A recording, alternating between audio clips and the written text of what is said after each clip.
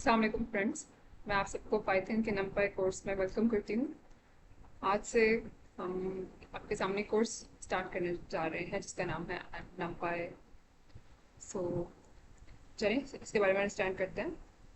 सबसे पहले हम देख लेते हैं कि what is numpy. Numpy basically इसकी डेफिनेशन ये आपके सामने है।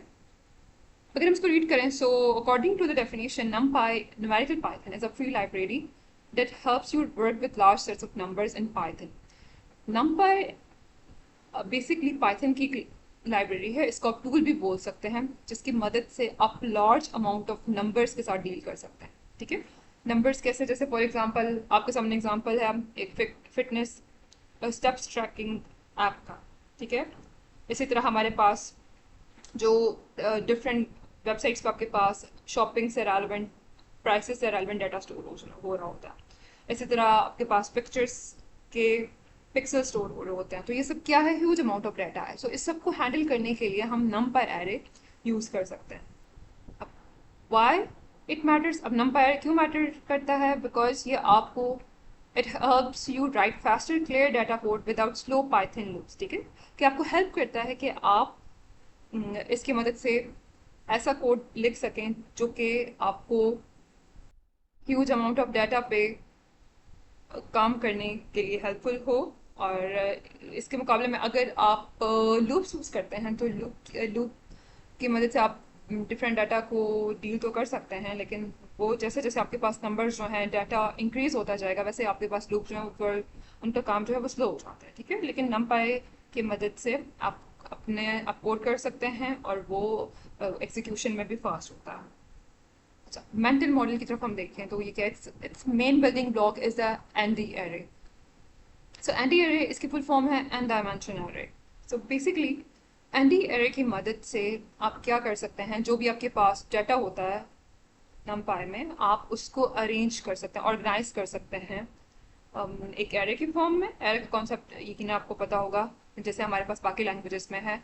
एरे में आप ह्यूज अमाउंट ऑफ डाटा को, जो कि सेम टाइप का होता है, ठीक है, आप उसको ऑर्गेनाइज करके स्टोर कर सकते हैं। ठीक है, सो यहाँ पे भी आपके पास एरे का कॉन्सेप्ट है जो कि आपको डिफरेंट डाटा को ऑर्गेनाइज करने में काम आता है, और देन आप उसके ऊपर डिफरेंट ऑपरेशंस जो भी अप्लाई करना चाहते हैं उन नंबर्स के ऊपर अप्लाई कर सकते हैं। So our grid of numbers stored efficiently. Once your data is an anti-array, you can add, multiply, compare whole chunks in one step instead of writing long loops. So anti-array का advantage क्या है? Basically इसकी मदद से एक तो आप huge amount of data को store कर सकते हैं efficiently।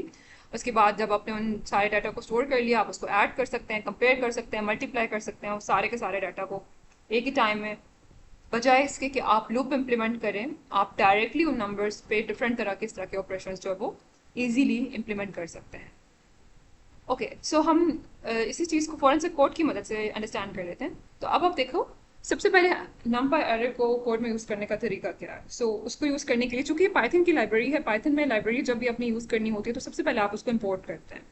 सो हम आप इंपोर्ट करने के लिए इंपोर्ट का कीवर्ड यूज़ करेंगे, उसके बाद आप उस लाइब्रेरी का नाम लिखेंगे जिसको आपने इंपोर्ट करना है। ठीक है, सो यहाँ तक कि आपकी लाइब्रेरी इंपोर्ट हो गई।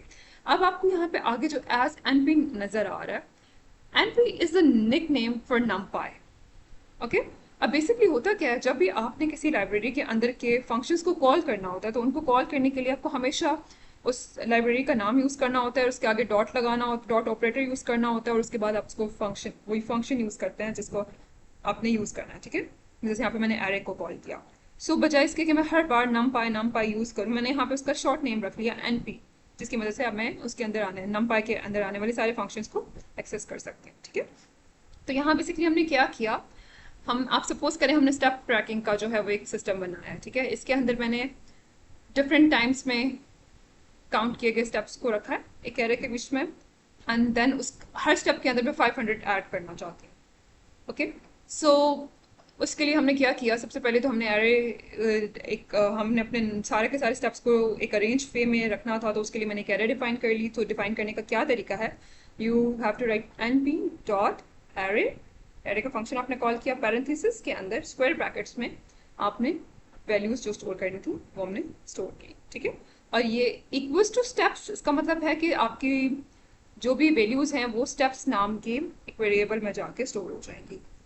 अब मैं हर वैल्यू के अंदर 500 ऐड करना चाहती हूँ, तो उसके लिए मैंने क्या किया, मैं प्रिंट के अंदर आप लिखेंगे स्टेप्स और उसमें 500 ऐड कर देंगे, तो आपके सामने एक लिस्ट डिस्प्ले होगी या एक एरर डिस्प्ले होगी। जिस तो जब आपके पास ये आउटपुट आएगा, सो आउटपुट आपके पास यहाँ पे 4000 लिखा हुआ है, सो 500 इसमें ऐड होगा तो it will be 45।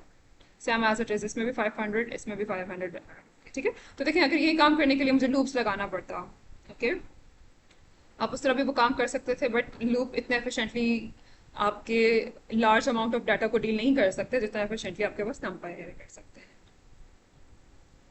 Okay, next example भी देख लेते हैं। नेक्स्ट एग्जांपल में हमने बेसिकली दो स्टूडेंट्स के ग्रेड्स को स्टोर किया हुआ है। सो यहाँ ये जो आपको नजर आ रहा है, this is one dimension array, ठीक है, जिसमें हम एक सिंगल रो की फॉर्म में डाटा को स्टोर करते हैं। यहाँ आपके पास this is the example of two dimensional array. यकीनन जो स्टूडेंट्स ने C++ का कोर्स पढ़ा है उनको इस बारे में आइडिया होगा, टू डायमेंशनल एरे में जिसमें हम रोज और कॉलम्स की फॉर्म में डाटा स्टोर करते हैं। ठीक है, तो हमने एक ये रो ली, ठीक है, this square bracket represent one single row, और ये एक आपके पास एक रो को रिप्रेजेंट करे, तो टू रोज हैं जिसके बीच में टू कॉलम्स हैं। सो दो स्टूडेंट्स के दो डिफरेंट सब्जेक्ट्स के मार्क्स हमने स्टोर किए। ठीक है, एरे की मदद से उनको हमने इनिशियलाइज किया एंड देन हमने ग्रेड नाम की एक वेरिएबल में वो सारी वैल्यू स्टोर कर दी। अच्छा, अब ग्रेड डॉट शेप, शेप को फंक्शन से बेसिकली क्या होता है, इसकी मदद शेप को फंक्शन आपको ये डिफाइन करने में हेल्प करता है कि जो भी एरे आपने डिफाइन की है, ठीक है, उसमें कितने रोज और कितने कॉलम्स हैं। ठीक है, तो जब आपका ये कोड रन होगा तो इसकी मदद से ग्रेड्स डॉट शेप यानी वो शो करेगा कि आप किस ग्रेड वेरिएबल के अंदर कितने रोज हैं एंड कितने कॉलम्स हैं। सो 2 रोज एंड 2 कॉलम्स। ओके, यहाँ आपके सामने एक इंपॉर्टेंट पॉइंट लिखा हुआ है, Almost every day heavy Python projects use import numpy as NP। कि आपके पास जितने भी Python के heavy projects होते हैं जिनमें बहुत सी large calculation होती है, उसमें उन सब projects में numpy लाइब्रेरी को यूज किया जाता है। So you will use this line in every lesson in this course. तो आपको ये लाइन अपने इस कंप्लीट कोर्स में ज़रूर ऐड करनी है, ठीक है, बिकॉज numpy का कोर्स है, हम इसको डिस्कस कर रहे हैं। तो जब भी आपको इस लाइब्रेरी numpy जो कि एक लाइब्रेरी है इसको यूज़ करना है, तो उसको आपको पहले इंपोर्ट करना होगा, देन आप इसको यूज़ कर सकते हैं। इसी वजह से आपको इस कोर्स में इस लाइन को मस्ट स्टार्ट में लिखना है। उसके बाद नीचे आपके पास एक क्विज है, इसको आप ज़रूर अटेम्प्ट कीजिएगा। आप जब इसको अटेम्प्ट करेंगे तो आपके सामने, अगर आपने राइट किया तो राइट, फिर भी, और रॉन्ग किया फिर भी आपके सामने यहाँ पे आंसर आ जाएगा। ठीक है, ओके, अब थ्योरी हमने रीड कर ली, अब हम चलते हैं इसके चैलेंज की तरफ। सो चैलेंज में आप इसको मस्ट अटेम्प्ट करें, उन्होंने आपको एक सिचुएशन दी हुई है, ठीक है, और इसमें आपको करना क्या है, आपको एक नंपाई को इंपोर्ट करना है, नंपाई आपने इंपोर्ट करना है यहाँ पे। उसके बाद आपने एक एरे डिफाइन करनी है, उसके अंदर वैल्यूज इनिशियलाइज करनी है, देन आपने हर वैल्यू के अंदर 3 को ऐड करना है। तो ये कोड मैंने आपके सामने यहाँ पे लिखा हुआ है। अब हम उसके बाद कंप्लीट करने के बाद आप इसको रन एंड सबमिट पे क्लिक करेंगे और यहाँ पे आपको डिस्प्ले करेगा कि क्या आप ये जो रिक्वायरमेंट्स आपने फुलफिल की हैं। तो यस, हमने इंपोर्ट भी कर लिया था, हमने np.array यूज़ भी किया है और टेम्प में 3 ऐड भी किया हर वैल्यू में। और आप देखें आपको हर वैल्यू में 18 में 3 ऐड होकर, 22 में 3 ऐड होकर और 19 में 3 ऐड होकर डिस्प्ले होकर। Okay, so that's it for today's lecture. I am feeling hope कि आपको numpy से रेलेवेंट बहुत सी चीज़ों का आइडिया हो गया होगा। सो इसके बाद हम नेक्स्ट लेक्चर में मिलते हैं। ओके, अल्लाह हाफिज़।